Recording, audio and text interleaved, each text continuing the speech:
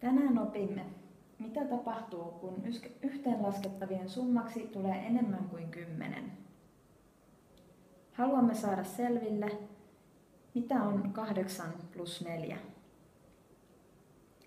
Tässä munakennossa on 10 koloa, eli se on täysi 10. Ensin laitetaan munakennoon 8 vihreää legoa. 1, 2, 3, 4, 5, 6, 7, 8. Sitten lisäämme vielä 4 sinistä legoa. 1, 2, 3 ja 4.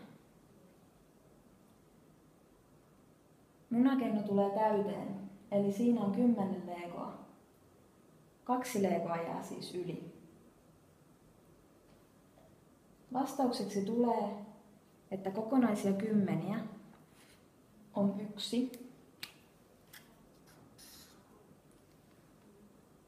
ja sen jälkeen lisäksi jäi vielä 2 legoa yli. Vastaukseksi tulee siis 8 plus 4 on yhtä kuin 12.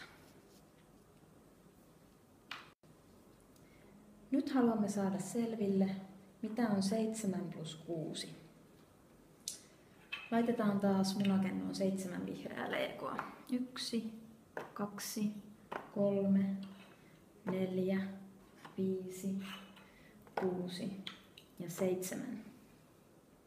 Sitten lisätään vielä 6 sinistä legoa.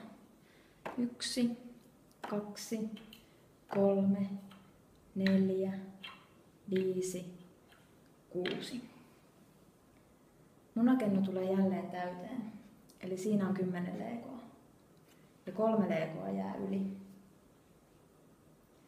Vastaukseksi tulee, että kokonaisia kymmeniä on 1 ja sen lisäksi jää vielä 3 legoa yli.